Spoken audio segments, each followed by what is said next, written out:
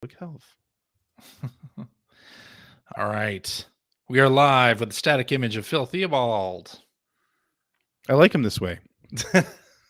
Oh, there you go. And That's now my he's favorite gone. version of Phil. Gone. He's gone. Yeah. Best Phil tonight. I'll bet his computer crashed, and when he comes back, we're gonna have to reset everything, and You have to redo the whole thing.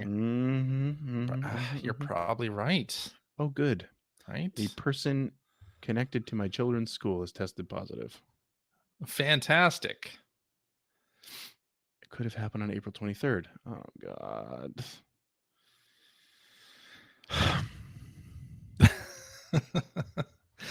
Fantastic. Actually, My internet just crapped out, Phil says. New House Blues. New House Blues, clearly.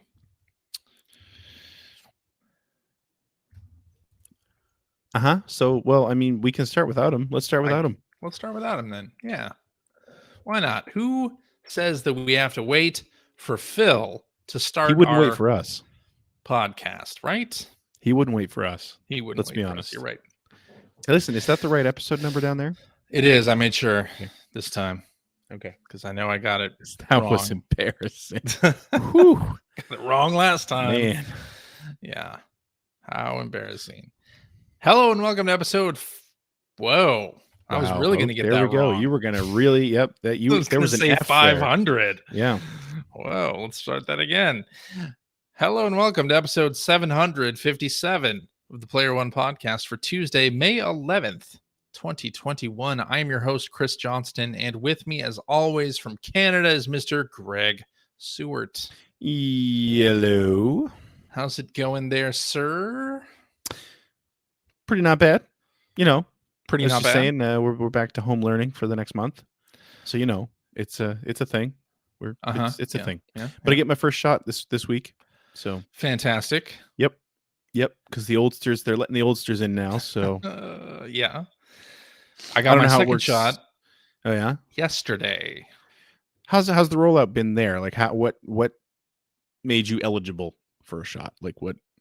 They just opened it to everybody on April 15th, and that was when very American thing to do. So we scheduled our first shot on like the 17th, and then as soon as we were eligible for the second one, which was yesterday as we record this, I made the appointment for that. Oh, so the second shot wasn't you didn't just get an appointment for the second shot when you got the first shot. No, that's so different. I had to make an appointment for the second one, and we went. We went to the state fairgrounds for the first one, which is like a 2.5 hour drive away from where I am, just for the fun drive, on a Saturday. And that was the only one you could get.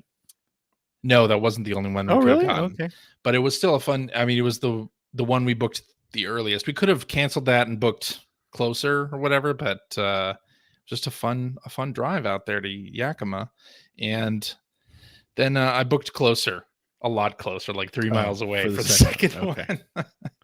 You're kind of over it now. Yeah, ready to just get the second one done. And then I had heard people who got the second shot, like they started feeling poorly, like immediately or whatever. And I didn't want to have. Like, I hear that more often than not. 2.5 hour drive ahead of me and feel bad or whatever. So, but I mean, it's only really the sore arm that is bothering me. Felt a little bit feverish earlier today, but it passed quickly. So the rollout in this province has been by age. They started with the oldest age groups and then moved down, and we've gotten mostly through the boomers, baby boomers, like the actual baby boomers, not just old people that we call boomers. So now it's now 40 plus, which I fall into. Although I'm literally 1 week too young to get. So 40 plus is eligible for the AstraZeneca shot, which is not the mRNA version of the shot, not the Moderna and the Pfizer. Anyway, they opened up Moderna and Pfizer to 45-year-olds this week. Okay. I turned 45 this coming Sunday, so I was just out of the. So anyway, I'm getting the AstraZeneca shot this Wednesday, and I've heard that it's. I have a lot of friends who've gotten it, and I've heard that it's. You feel like you have the flu for about a day Okay. Is what the people who've said they had symptoms have said. It's like it's going to knock you out for like a day. And AstraZeneca is 1 shot or 2? It's 2, and that's the other thing. 2. So Okay. you use like the government website to set everything up, and when you successfully schedule your first shot, your second shot's automatically scheduled. Oh, okay. So, for however many I did weeks not later. have that. So, but anyway, so I get it on Wednesday. I think I might just take Thursday off, just in case. I might just as use a precaution. Right? Yeah, if it does knock me on my ass, then I don't have to take a sick day, right? Because I've got a couple of those already this year. But if it doesn't knock me out, then I'll just hang out with my kids for the day. Perfect. So yeah, but anyway, right. Shots coming. All right. Well, not joining us at the moment anyway is Phil Theobald, who had internet problems just as we went live. His internet crapped out. Perfect. Yes. Yeah. But hopefully he will be able to rejoin us soon. It's the new house working out great. Right. While his wife continues to unpack and set up the house, Phil will be recording a podcast, maybe. Possibly, yes. Yeah. All right, let's talk about some news, because there's some stuff to go over. First of all, I want to bring up the Giant Bomb stuff. So 3 of the folks from Giant Bomb, Alex, Vinny, and Brad, left or announced that last week was their last week at Giant Bomb. So I don't think any of them... I don't think any of them have announced like what they're doing next or what they're going for. But I guess the sort of prevailing wisdom is that maybe the venture firm that just recently bought Giant Bomb is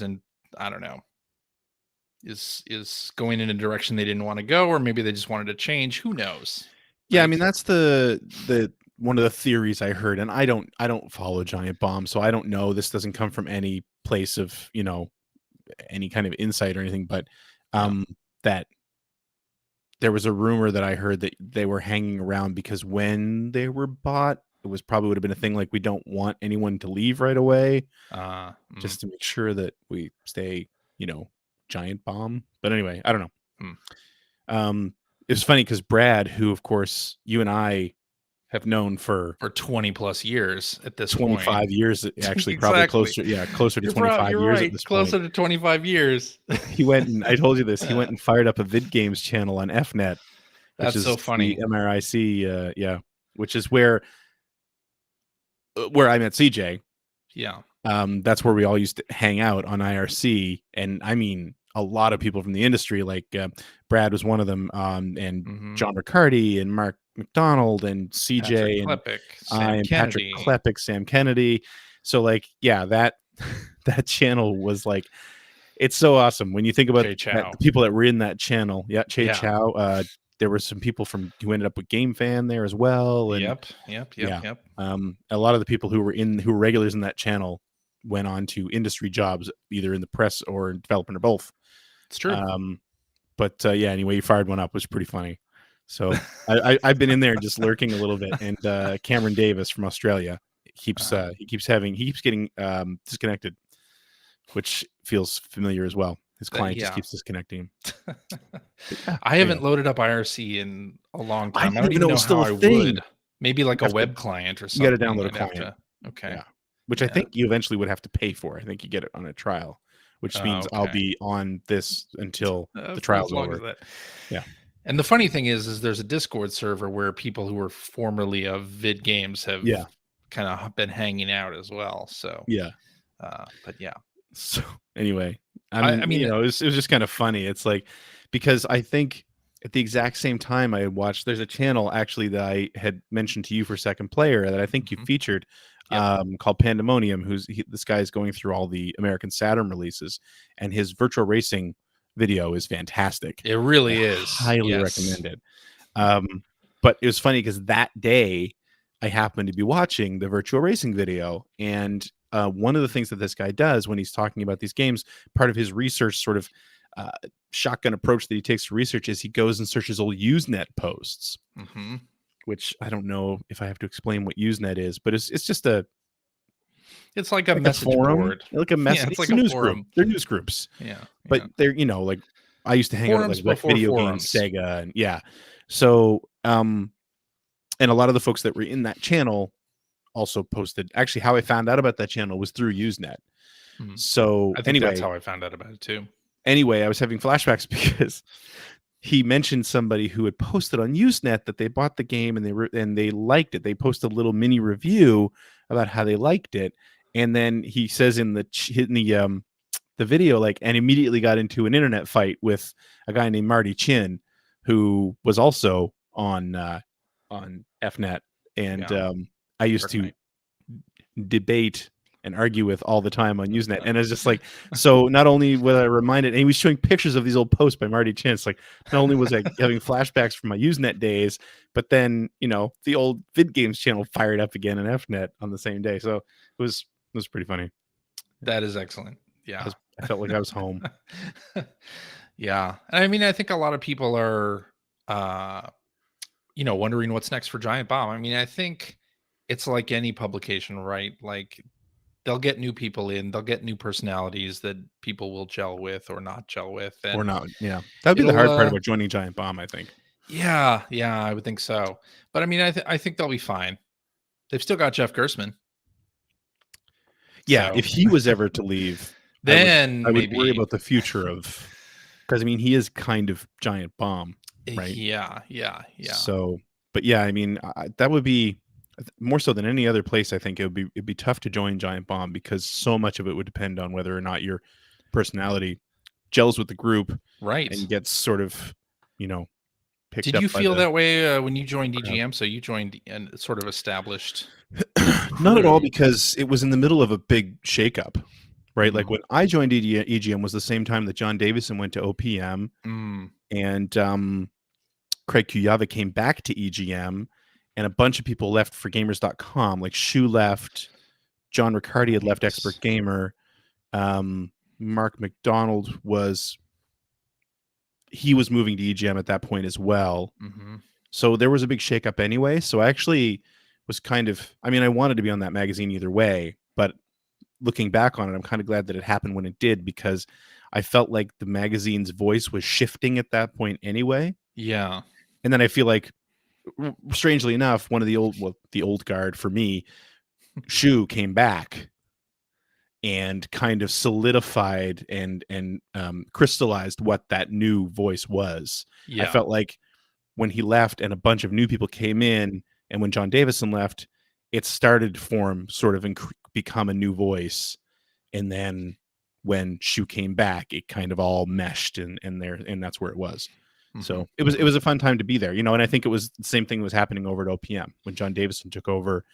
That magazine's voice changed, and of course, Todd Zuniga came in, and again, Mark had left, and so yeah.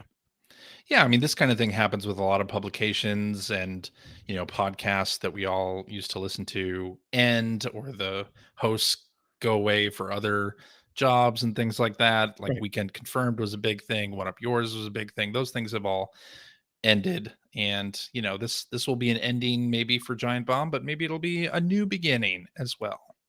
And who knows what the guys who are leaving are going to do. I'm interested to see what they end up doing. Yeah, I think joining One Up in its heyday would have been similar to joining Giant Bomb, where it's just like the personality was so important. That's true, and it comes through more on video and podcast than it ever did in writing. Yeah, absolutely. So absolutely.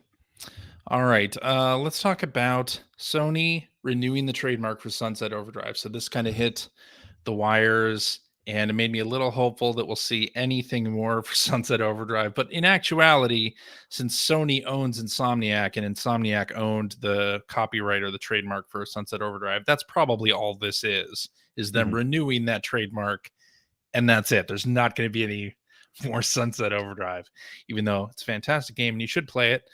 I've played it multiple times. You didn't open it for years. No, years. But it's a fantastic game, and certainly like a precursor to a lot of what they ended up doing in Spider-Man, with player movement and such. Maybe not web slinging, more grinding on rails and such. But really, good game. Wasn't that also a lot of people missed out on? Infamous was sort of part of that whole evolution too, wasn't it? Wasn't Infamous their game? No, Infamous is Infamous? Sucker Punch. Oh, I'm sorry. Yeah, because there's a lot of grinding there too. That's true. I always thought for some reason in my head they were the same company. I don't know why I thought that. Nope, not true. What am I going to say? Yeah.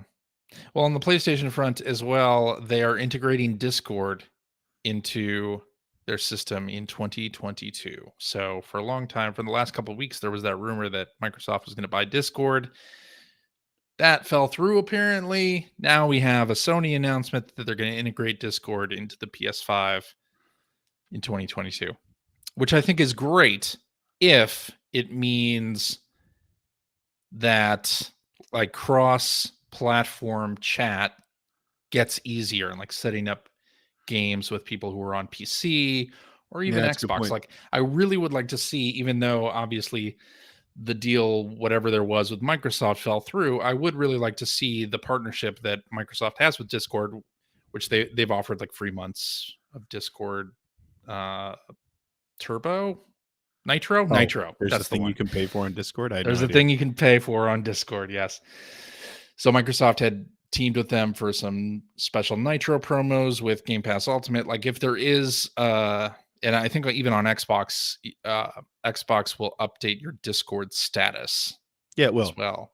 So if there's any other integration there that Xbox can get, and we can have like a truly cross-platform chat protocol or something, that would be fantastic. That's what I would want to see out of this. But if it's sort of Sony leading the way, I'm not sure how involved that gets with Xbox. Yeah, but I mean, I don't know. It seems like I think Microsoft's been a little better. Well, maybe not better, but it's been more noticeable with them just because they've been more involved in this sort of thing. But it seems like when Sony and Microsoft are moving into areas like this where like some sort of connection with the other consoles exists, they don't tend to tear it all apart. Yeah. You know what I mean? So here's hoping that that's the case. They'll sort of just add onto it and codify it and make it theirs. Hoping, that'd be good. And you hope that there are whatever that Naughty Dog multiplayer game that they're probably working on is integrated with this. That'd be cool. All right. Let's talk about Game Builder Garage, which was a Nintendo announcement last week. Just kind of popped up on Twitter. Shadow drop announcement, which I love. Game Builder Garage is kind of an extension of a sort of game building tool they had apparently in the VR Labo kit that they turned into a separate application. It allows you to make your own games, sort of a WarioWare DIY style tutorial and lesson in there as well. And it comes out in June, on June 11th, same day as Ratchet and Clank, and it only costs 30 bones. So are there like publishing tools for this? Like, is this like, I haven't looked at it.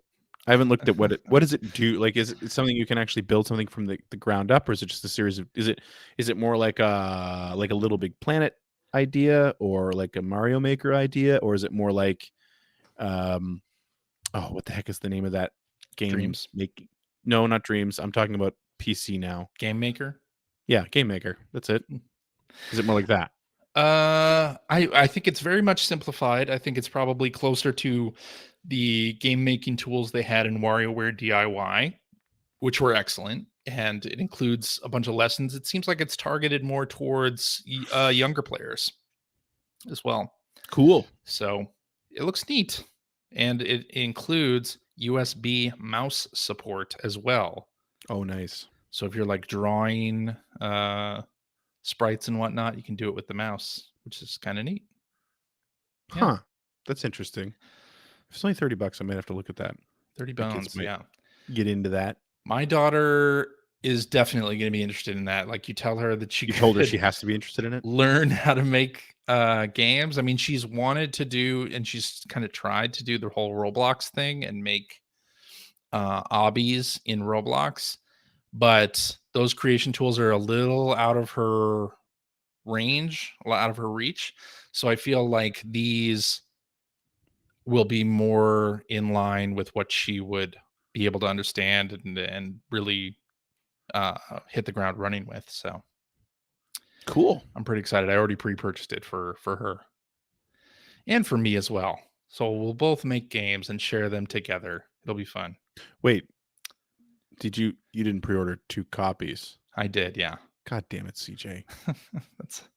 Yeah, when you're living the all digital lifestyle on Switch, that's something you do. Yeah. Killing me. Yeah.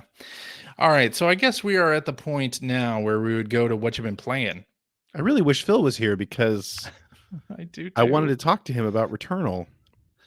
I know, that would have been a really good conversation, huh? Now I'm just going to bitch and moan about it Now and you're just sound gonna like a bitch cranky old man. Yeah, well, I'll get my stuff out of the way first because really all I've been playing is Picross S6, and that remains a completely excellent game that everybody should buy and play. It's so relaxing. I love it. Been playing every night before bed. And it's just a lot of fun. You should read before bed. It's easier to Why? sleep that way. Is it really? Yeah. I've never been the kind of person that reads before bed. Just never.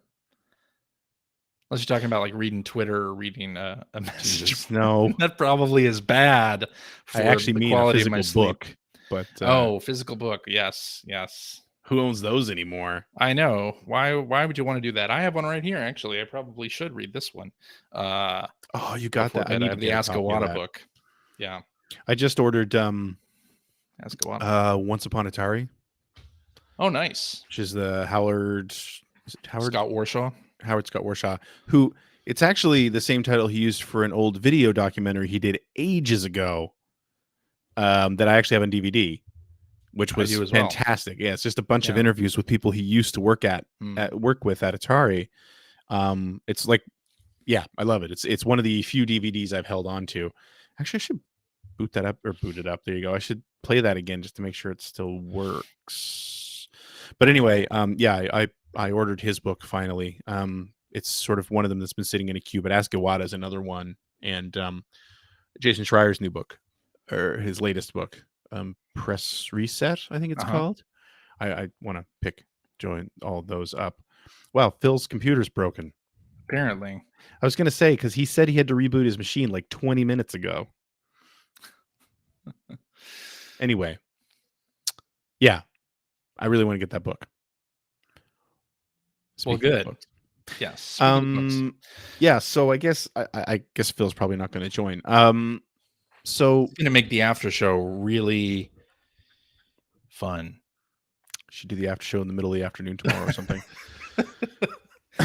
Well, we're not going to have Phil then either because it's Monday. He can use his lunch hour. You guys get lunch hours, don't you? Yeah. Yeah. Come on. It's time for the show to buy Phil a computer. Yeah, so I played Returnal some more. Uh-huh. And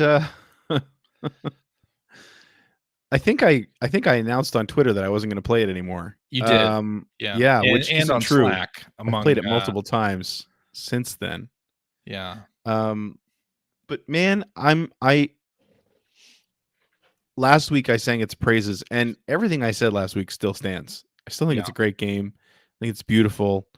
The mechanics, I really like the mechanics. I like now that I've unlocked the sword that I have a melee attack, which is great. I'm totally cool with the roguelite trappings of the game, where you die and you restart and everything's reordered and blah blah blah blah blah blah. It does need a better save system. Somebody in the chat just said that, and I agree with that. It desperately needs a better save system because runs can go upwards of 2 or 3 hours, and I don't know about all you guys, but I don't really normally have 2 or 3 hours to sit and play the game. Right. But that's not my problem. My problem is, and this is entirely on me, I am not good enough to play that game. And I desperately wish there were some dials you could turn even slightly for those of us who suck. Because I really want to experience more of this game, but I'm still in the first level. When I can make it to the first boss, which is rare. And how many times have you fought the first boss? Probably 6 times now. 6 times? What? I just can't beat him. I just can't beat him. And I know what I'm doing wrong, and I've gone and watched other people play it, and I know what they're doing wrong, or what they're doing that I'm not doing. Like I can see it. What and they're actually doing scoop right, Joey. you're doing Yeah, wrong. I was about to say what they're doing wrong, and it's like, wait, that doesn't make any sense. Hang on, I have a visitor. Anyway, so I know what I need to do, but Phil's here just in time. I know what I need to do, but I just can't do it. And I feel like I've put in my time. I feel like 9 hours in the first level. I feel like I've given it a fair shot. Oh, I thought Greg was quitting the show for a second. No. I felt like I put in my time here 600 episodes ago. Are you But anyway, talking about Returnal? I am talking about Returnal. You should talk Okay. about it for a minute while I talk to my daughter. Well, I don't know what's going on with I think my computer is on its last legs. Possible. I may have to get a new computer at some point. I dug up an Ethernet cable, and I hardwired myself in. So nice. All right, I'm here. So what are we talking about? Returnal. Returnal. Yeah. I have not played it yet. I hate you. Listen, well, before we get going too far into this conversation, should we do another clap so that Phil's recording? We'll do it later. Okay, that's how we do it. No, I played some Returnal. Yeah, I played Returnal. I have not listened to last week's episode. Wait, did I? No, I was here for it. I was on it. Okay, you know what it is? I didn't understand the Returnal conversation from last week's episode because I played it at that point. That's what I'm saying. Okay. I just remember Greg going off about how he's done with it. Are you still done? No, I wasn't saying that. I didn't say that last week. Oh, you were saying that I said on that Twitter, on though. Slack and Twitter. Or were you saying? Yeah. Okay, you were done with it on the Twitter. Are you still done with it? Well, I mean, I've played it 3 or 4 times since then. Okay. So no, you're not done with it. But I normally throw the controller. I don't throw the controller. Those controllers are expensive. I place the controller on the table in disgust. Oh, okay. Every time I play it, and yet I keep going back to it. I see. Yeah. I've played it a few times. I've done several runs at this point. I'm terrible at this game. Yeah. Absolutely terrible at this game. I'm really enjoying it though. It's fun. It's fun. Clearly, I am too. Because even after I said I wasn't going to play it anymore, I'm still playing it. Phil, did you get to the level, the sort of area 1 boss, the sort of boss of the first biome? I don't. You would know if you did. You'd know if you did. Really? What? I mean, it's very. You fall down a chasm, and he makes an entrance. Like there's like it's a the kind boss. of a cutscene, sort of like. No, I haven't done that yet. Okay. I've gotten to a few very large monsters. That there's like kick your ass. Is this a boss? And they certainly have kicked my ass, but no, I've not made it to the boss yet. You have to stop going into the doors that have the star at the top of them. Okay, you keep saying that like that's something normal people screw up. You need to shoot at an enemy to get into that door. And after the first time you go into one of those doors, anybody with half a brain realizes that you're just into this big monster fight gauntlet. I don't know if I've ever seen a door with I didn't see one until many runs in. Okay. Yeah. But you have to shoot it. There's an enemy over it that you can't open the door until you shoot this enemy. It's like a key, basically. I've not done that then. Yeah. Okay. I've never had that problem. I guess I die before that shows up. All right. So this is the thing about this game, because this is a roguelite game. Yes. But there also seems to be like some scripted stuff that happens, like in between, like, oh, after you do 3 runs, it'll play this cutscene when you die and stuff like that. Okay. Yep. Because I found a parasite for the first time, and I don't know is finding the parasite, is that a scripted thing that shows up after X number of runs? The first one probably, yeah, I think the first one probably is. Okay. But I don't know if it's after X number of runs or anything, but after that, no, they're relatively common. They're not as common as other items, but gotcha. Okay. Because I'm just I'm going through as much as I can. Here's the thing and I don't know if it's just me not paying close enough attention or if it's the game not explaining things very well. Mm-hmm. I have no idea what I'm doing. I mean, I know what I'm doing. I know I'm going through rooms and I'm shooting monsters, but I do not understand because what there's something that's like a currency. Yeah, so that's the obolites. So there's obolites, which and the is ether. That's a essentially currency of a different type. okay. See, this is the thing where it's starting to get into like, mobile gaming. Let's have 12 different currencies that do. Except you can't buy No, them. not really. The ether can only be used for like two things. Okay, what is the so the what are the obolites? So the obolites are basically your money. That's your They're money. the little yellow things. What? Yeah, that's the common thing. You see that everywhere. What do I use that for? So you will eventually find a room that's basically a store. Yeah, and I have found those. Okay, that will be in every run. That's okay. But it doesn't always sell the same things. Right. And usually in there is a thing that you can use to exchange obolites for ether and vice versa. Okay, and what does the ether do?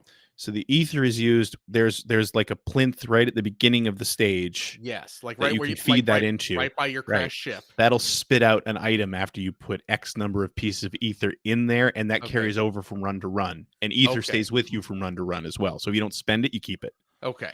Yeah. There's also I forget what it's called, a reformer or something. It's that big statue. It looks like it looks like a mold. For a giant demon you can, or something. You can die once during a run and you will respawn there. Okay, I've never. And everything stays. I've found that thing, but I've never. It's a waste of money. Oh, is that? See, I've never had huge enough. Waste of money. Because that uses ether. 6 ether. Okay, I've never had enough ether on me to activate that thing. So. Yeah. Okay. So, and then the last, then the resin. Okay. So the resin can be, the small pieces of resin heal you.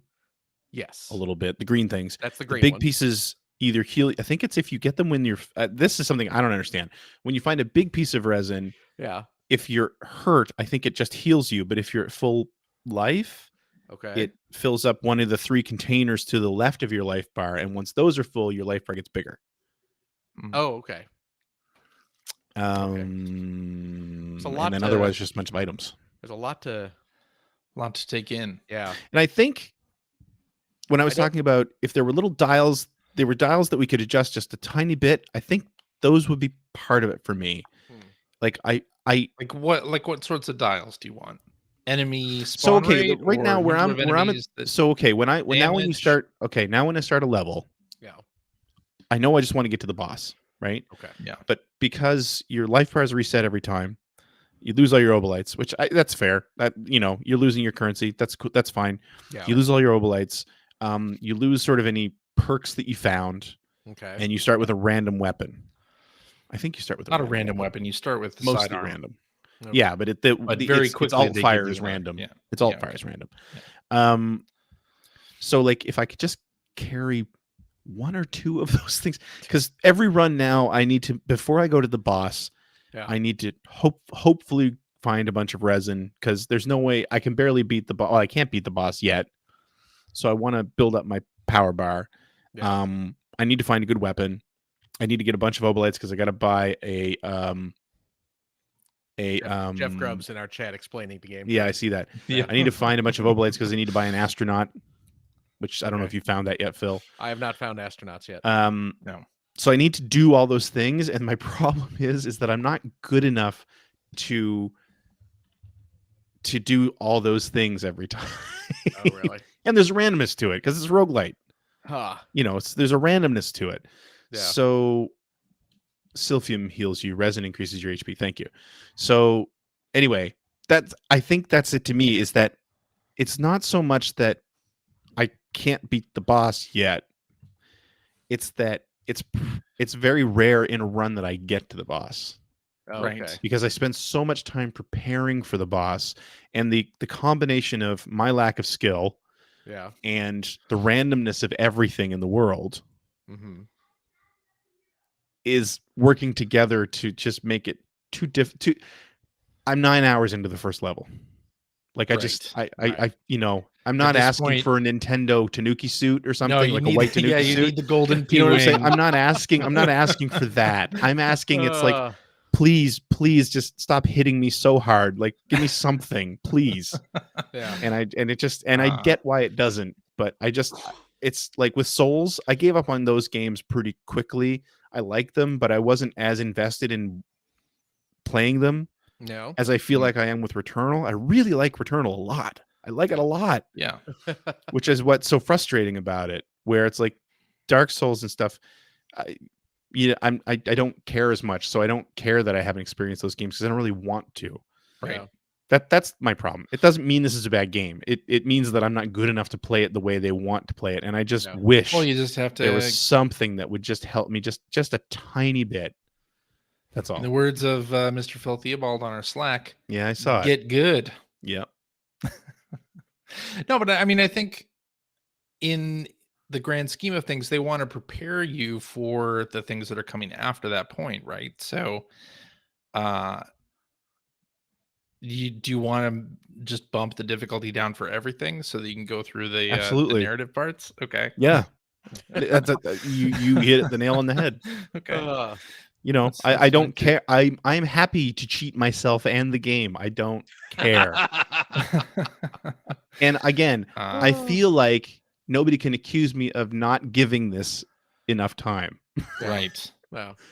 I didn't play any this week because of the various like update kerfuffles that have happened. Yeah, with this game. I put it on hold for a few days. So I was in the middle of a run.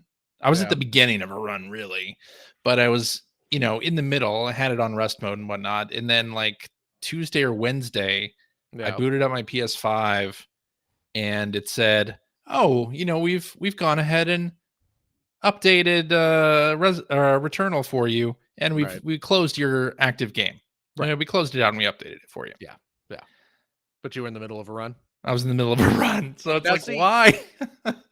Why would that even be a function of the PS5? I can understand. I can totally understand, like downloading the update, having it ready to go, just like it was on PS4. When you have the game, when you close the game, it updates it. I get that. No. I don't get we've gone ahead and closed the game for you for your convenience. For your convenience, convenience, we shut your game down for you.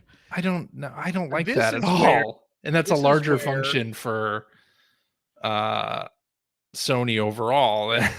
This is why they sucking at the game actually works in my favor, because you know what? If they want to shut down my game in the middle of a run, what did I lose? 5 minutes? What did I lose? Right, exactly. And I was not far into a run, so I lost really nothing.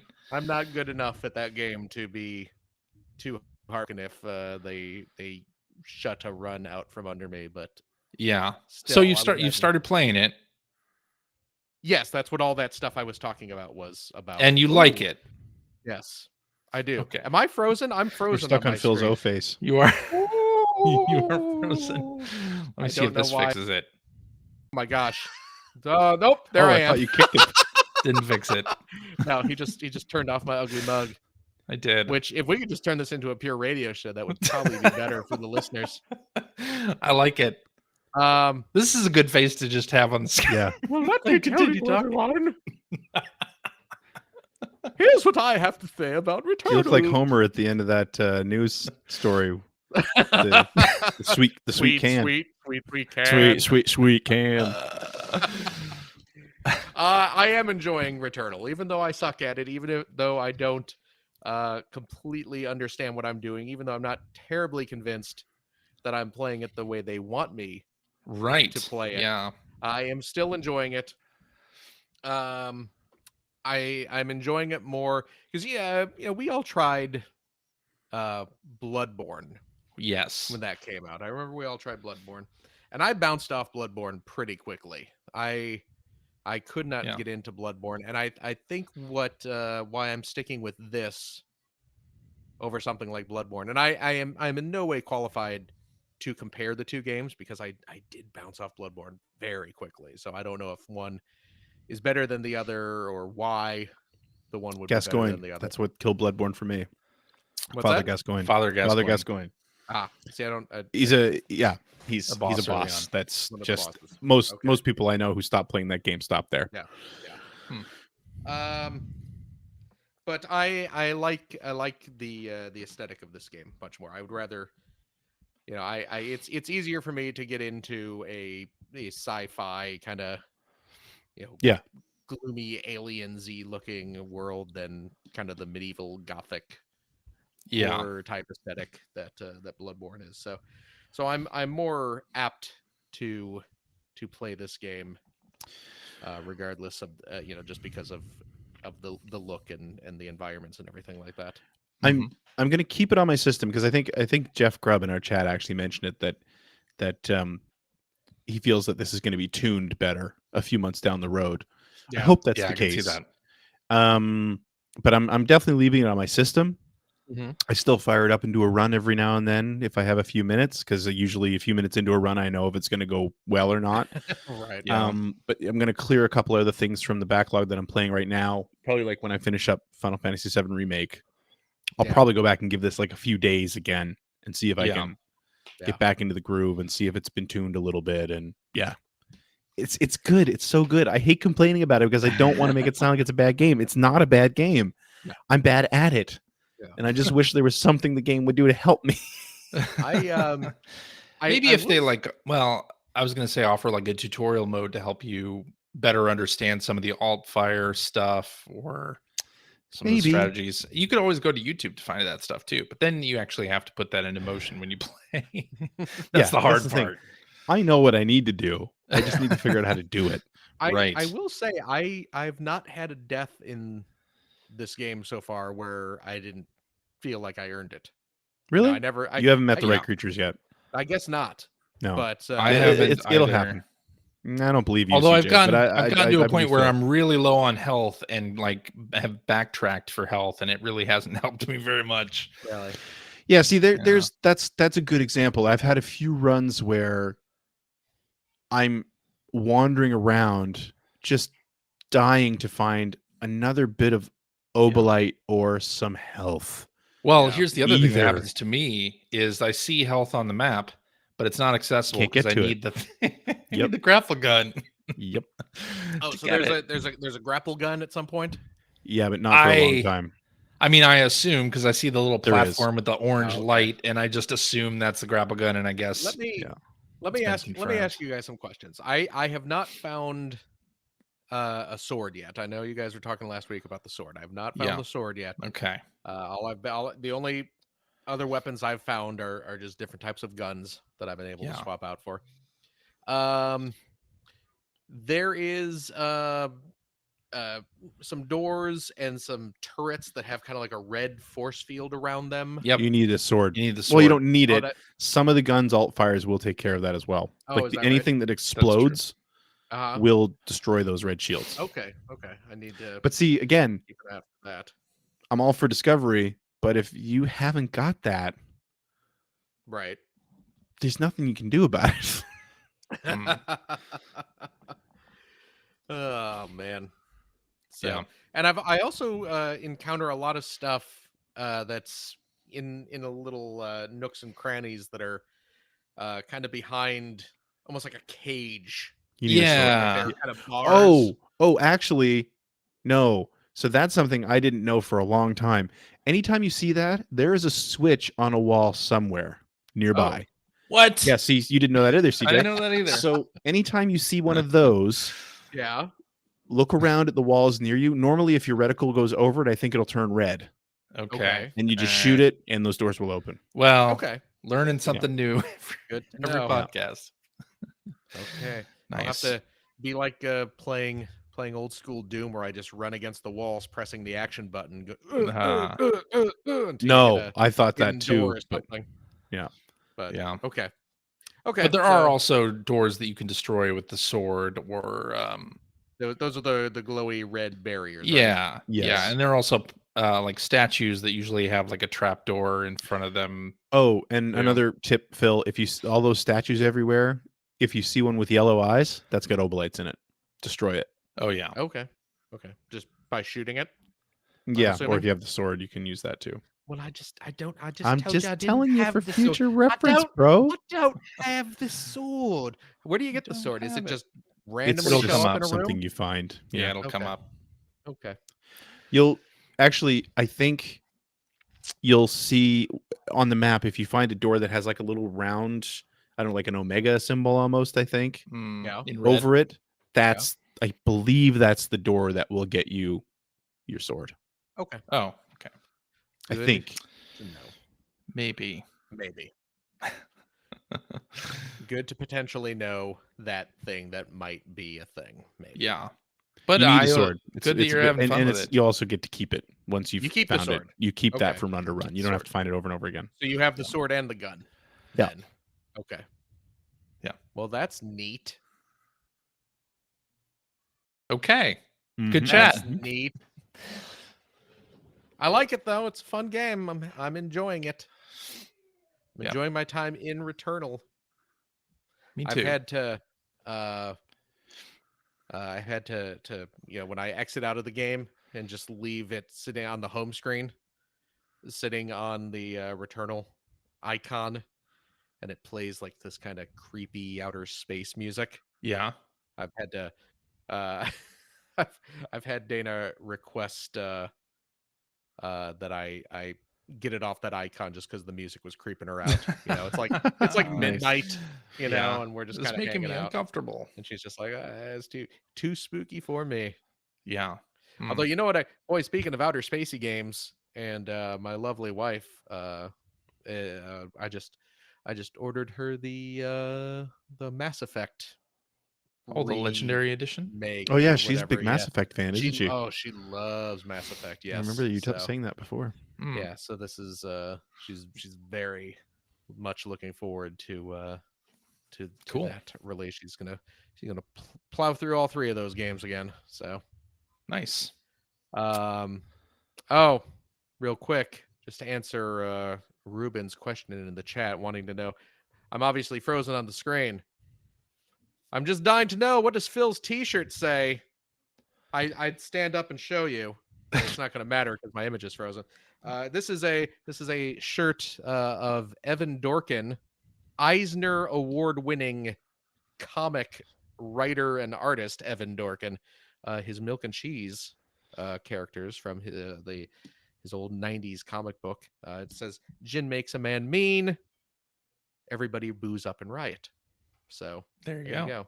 There you go. Now you This know.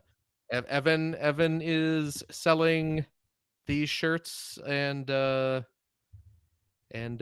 bunch of his others designs. I think, what is it? Is it TeePublic? I think it's on TeePublic. So if you, Right. I'm double checking this real quick. If yes, if you go to TeePublic and just search Evan Dorkin, Dorkin, you will find this and many other of Evan's wonderful designs. You know what I think that means? I don't. It's time for tweets. Oh my goodness! I should do the tweet song, shouldn't I? You should. Okay, here we go. Tweedly diddly dee, a tweedly diddly dee, tweet, a tweet, a tweet, tweet. All right.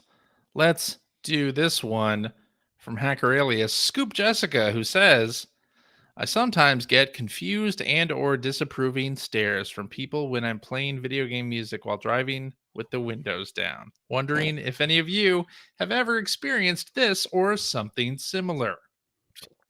No, because I'm not a nerd. Jeez, I normally don't drive with the windows down. Although the last time I did that, I was looking for annoyed stares because I was playing my Spotify list, which is mostly old, and my oldest daughter was in the car with me. So I put the windows down and turned the radio way up. Oh, really? And boy, I've never seen anyone sink into a car seat like that before. what was playing? Oh, I don't even know. Some Really? song from the 90s. All I know is I was singing along with it very loudly. And you could hear it from 4 or 5 blocks away. So it was great. Nice. Oh my. She told me she hated me and I felt like mission accomplished. Well, good. Yeah. I mean, I listen to a fair amount of video game. I have a lot of nerd Tunes. music. Yeah. You know, anime soundtracks. Dance Dance Revolution soundtracks. Revolution soundtracks, video game. Butterfly. Are you playing some Butterfly? Exactly. Go drive down the road, blasting Butterfly. That'll get you some looks. I've been searching for a man all across Japan just to find my samurai. Oh yeah. Classic. Ranma 1/2 themes, my goodness. A little magical sound shower as well. Oh Just, yeah. like, outrun. I little will moon say, over the castle. Perfect. Oh man. I don't even play Gran Turismo, but I love forget Moon it. Over the Castle. That song is so good. Is so great. So good. Yeah.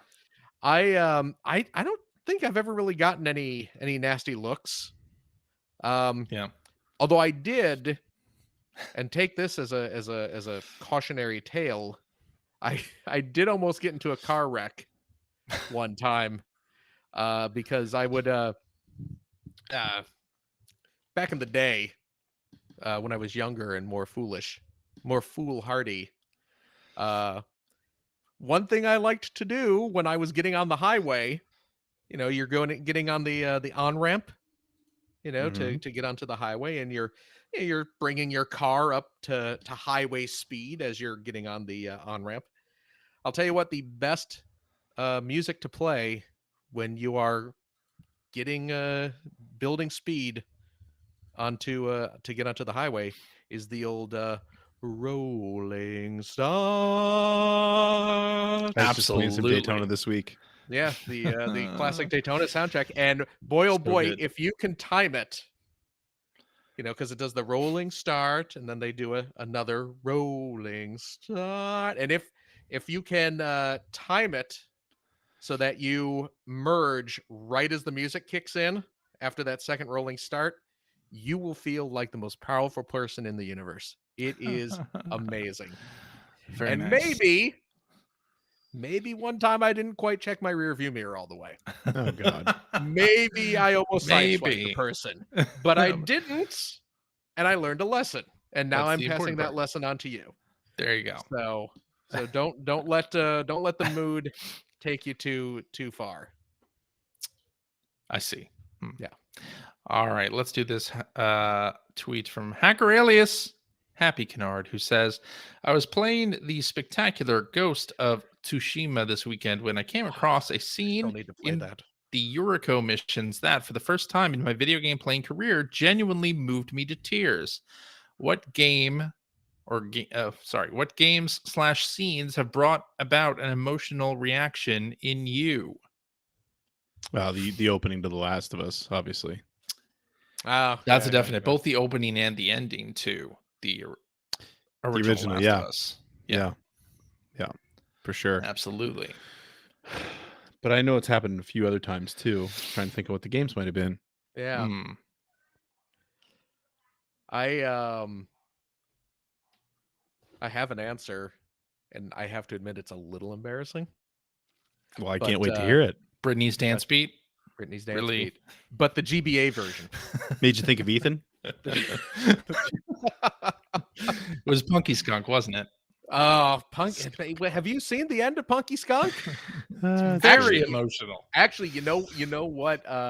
One that does get a little tear welling up in my eye is the end of Klonoa, the original Klonoa. Oh, really? Oh. Have you ever finished Klonoa? No. It has a shockingly kind of down ending, which I was just like, oh no, I don't really want to spoil it here. But the original Klonoa will actually kind of get some tears welling up because there's an emotional moment there. No, the one that I'm embarrassed, but I don't really care because you know what, I'm just going with it. Is Gitaru Man gets me a little emotional. That's a good one. Gitaru Man gets me a little emotional in a couple spots, actually. I agree with that. Yeah. Like in a sad way?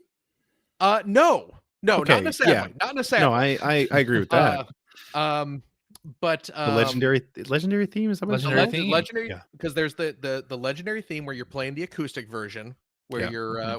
you're wooing. I know the the exact lady. 2 spots you're talking about. And it's just like, oh, that's so sweet. And then at the end of the game, when that theme comes back into play, But it's like the and rock ballad and version. it's like the rock ballad triumphant version, and you're just like, oh Yeah, yeah, no, I have to say, anytime I play that too, it sort of sends tingles down my spine in yeah, both those scenes. yeah. Yeah. And you know what's ridiculous too is there's one more moment in that game, and I know Greg's gonna know exactly what I'm talking about, but there's a scene towards the end where U1, who's the The main Guitar character. Man, where he seems like he's defeated, and the villain is taunting him, and Failing all things. failing all things, you know it. He's delivering like this rapid fire Insult after insult after insult. barrage of insults at poor U1, who's just sitting there quietly taking it, and he's shaking, and he's so angry, and And then he turns into Devil Man. And then he finally just, his emotions explode, and he erupts, and he transforms into Guitar Man, and he's just like, I forget exactly what he says, but he's it's like his big moment of triumph, where he's finally gathered the courage to fight back, and every time, especially after that hokey ass failing all things line, when he's just like, I'm gonna win, and I'm just like, yeah, you won, you can do it. I'm so proud of you. It's so good. My computer background is still U1. I'm like, freaking, that is and for I mean, 20 years has been that I background. think it's a shame too that so few people have probably played that game, because that is one of the greatest soundtracks you'll ever hear. It's great. Absolutely So adore good. Guitar Man. Oh my goodness. I gotta dig it out of storage. I have a giant like foam core printout of the box art for that game. Nice. Where it actually used to be hanging in the Koei US office. Really? And, yeah. Well, Cool. you remember Jarek? Yeah. The PR person from there at the time, gave it to me. That's cool. Wow. Yeah. All This right. was back in the day. Yeah. They were just like, oh, we're not using this anymore, and I know you're a big Guitar Man fan. Do you want this? And I said, I absolutely do. And I went out and I got it framed. So I should bust that back out and hang it back up, because it's beautiful artwork. It's such a good game. Indeed, it is. All right, I can't think of anything else on the top of my head. I'm sure there's been multiple other games, but Oh yeah. I mean, Zelda endings often are a little the Link's Awakening ending. Link's Awakening, sure. The Link's Awakening ending is kind of a gut punch. Yeah. Oh, absolutely. Yeah. All right. Well, let's wrap it up with this one. Okay. That is from Hacker Alias Georgie Boy, who says, sorry that it's not video game related, but I love hearing you guys talk movies and TV too. Oh. So what's your favorite so bad it's good movie? So bad it's good. Waterworld is right up there for me. I love Waterworld. Yeah. It's really terrible, but I love it. I will say Super Mario Brothers. Super Mario Brothers. The Wow. Super Mario Brothers movie is obviously terrible, but I can't bring myself to hate it. It's so weird, and it's trying to be something. It certainly has a vision, and they certainly go for it. They do remain true to their vision. I will give it that. Absolutely do. They absolutely do. And Bob Hoskins and John Leguizamo are trashed out of their minds, but they're doing it. They're giving their all to this stupid movie. But I gotta say, Gymkata. Oh my god, Gymkata is right up there. But also for other Can you reasons. Sit and watch Gymkata though. No, I don't necessarily sit and watch Gymkata. But in terms I wanted of to say Double Dragon, but I've only ever watched that like twice, and I don't look for reasons to watch a movie that you could say is bad, but I will rewatch it many times over. Rumble in the Bronx. Oh yeah, man, forget it. Just for pure entertainment value. You don't get any better than Rumble in the Bronx. You know, Like, it's I was so good. watching The Fifth Element yesterday. Oh, that's another. Just because it happened to be on Netflix, and I was just had some time to kill. I had it running in the background, and my oldest daughter came out and watched a little bit of it with me. She's just like, "This is terrible." It's terrible. Like, it is, but I love this movie. But Chris Tucker, of course, one of my favorite parts of that movie is Chris Tucker. Absolutely. And I was then saying, because she knows she's seen him in other things, and I said, "Well, have you ever watched the Rush Hour films?" And I said, "No," or she says, "No." And it's like, well, and then of course that got me into the whole Jackie Chan thing. It's like, do you know who Jackie Chan is? And she said, no. And I'm like, oh man, we gotta watch some Jackie Chan movies. And Rumble in the Bronx, of course, is where you have to start. Oh my god, so great! I saw that movie in the totally theater. Watching that. Oh, that was a big deal when it came out. It was like it was a small run, though, if I remember correctly. That was the big push to get Jackie Chan. That's what led to like the Rush Hour films, basically. As a known quantity in Hollywood. Yeah, that was his big introduction into the U.S. Yeah, it's a fun movie. It's such a great movie. And then Super Cop, which Super Cop's good too. Yeah, I want to say Police. Is that Police Story 3? 3 or 4, yeah. Which I just recently purchased Police Story 1 and 2, and I watched the first one. Yes, a month or two ago. Yeah, really good as well. Oh yeah, yeah. The Police Story movies are great, and because Police, it was Super Cop was just it was released over here, not related at all to the Police Stories series, but it was just called Super Cop over here. But that was the big. That was like Michelle Yeoh's first. That's true. Movie. Yeah, and she wasn't before even Crouching credited. Tiger. She wasn't even credited as Michelle Yeoh. Oh, really? When Super Cop came out here, they were like, it's Jackie Chan's new movie, and here's the lady Jackie Chan, and they called her Michelle Khan, I believe. Because I guess they figured Yeoh was too Asian, for American audiences at the time. I don't know, maybe, but thankfully they started using her actual name when Crouching Tiger came out. But now she's a super big deal. That's true. She's in all these different shows and stuff. Indeed. Oh, you know what? I'm gonna throw this out real quick. Do it. It's not related. I mean, it's movie related. Dana and I, we started, and I'm assuming a bunch of people did this over the pandemic, but we just started doing this about a week or two ago. We started rewatching all the Marvel movies after Falcon and Winter Soldier. We were kind of getting a hankering for some more superheroes, so we were like, you know what? Let's do the run straight through. So we're it's a lot of movies. It's a lot of movies. And we just last night we watched because we're doing them all in original release order. That's the way to watch them. Oh, absolutely. We just watched Iron Man 3 last night. We did Avengers 2 nights ago, which was the end of the first phase. And then we started up phase 2, which is Iron Man 3. So did you like Iron Man 3 the first time you saw it? I did. Oh, you did? Okay. I absolutely did. I know a lot of people didn't. No. But watching them, I did like it when it came out, and rewatching it now, because I haven't seen a lot of these movies since like they first hit, and they're old now. DVDs. Yeah, they are old.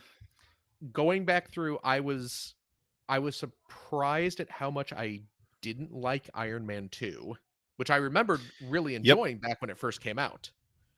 But Iron Man 2 is kind of a nothing movie with a good fight scene at the end. Well, it had the racetrack fight scene towards the beginning was really good. It was good because of the setting, yeah.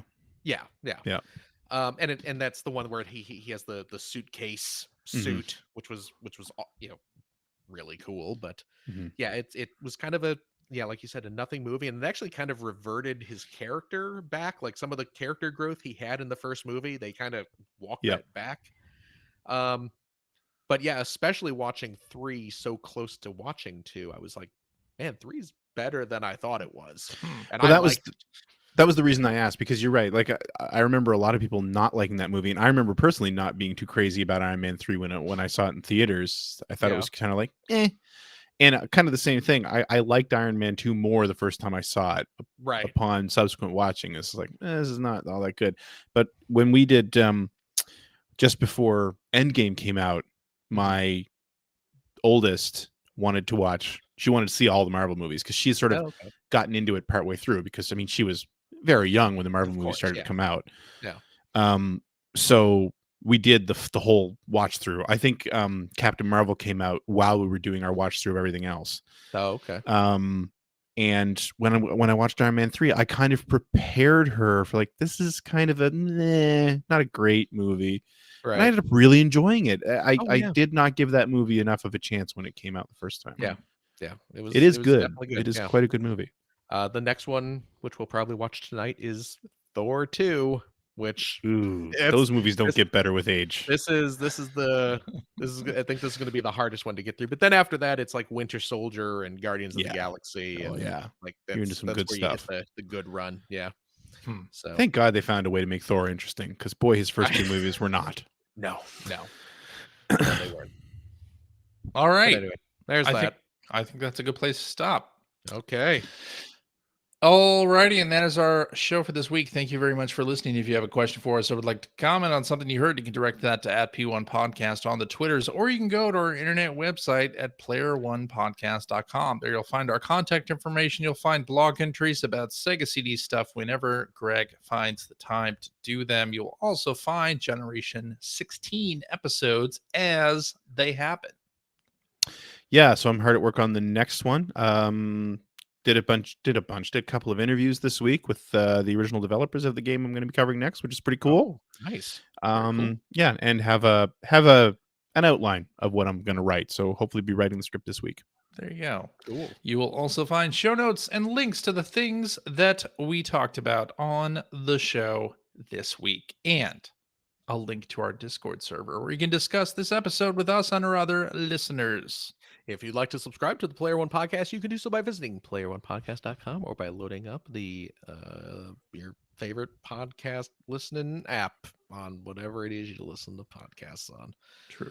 We're also on Stitcher Radio. We're on Spotify. You can like us on Facebook. You watch old archives, video archives of our show on the youtubes.com/P1 Podcast. Or you can watch us live most weeks on, oh my golly, on everything. The YouTubes, on the Twitters, on the Facebooks, on the Twitch.televisions. Follow our Twitter account, which is @P1 Podcast, to find out when we are doing our next live show. Typically, for now, it is Sundays at 5:30 Pacific time. But you know, follow us, see what we tell you. If you've liked what you've heard, and how could you can head over to patreon.com/P1 Podcast. Throw a few shekels our way. I may need a new computer sometime soon. So, you know, there you go. See, I'm making the little money sign, the little rubbing your fingers together that means money, but you can't see that because because you need a new computer. Frozen, apparently. Apparently it is. I'm not going to use your money to buy a new computer. It's a joke. We're joking around. But you know what? Your Patreon funds do, of course, help keep our podcast running. Keeps our the Melon app that we use to stream going. All those little backdoor costs that it takes to run a podcast. It helps us out tremendously. And of course, if you are a Patreon friend of the $5 tier, cheap, you gain access to a special bonus episode that we record right after this one. We play games, crack wise, have fun doing all the stuff we can't do on the regular podcast because my internet keeps crashing on me. Although it wasn't my internet this week. It was genuinely my computer.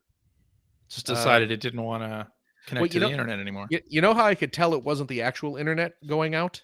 Because my kid was not upstairs screaming about how he can't get onto Roblox.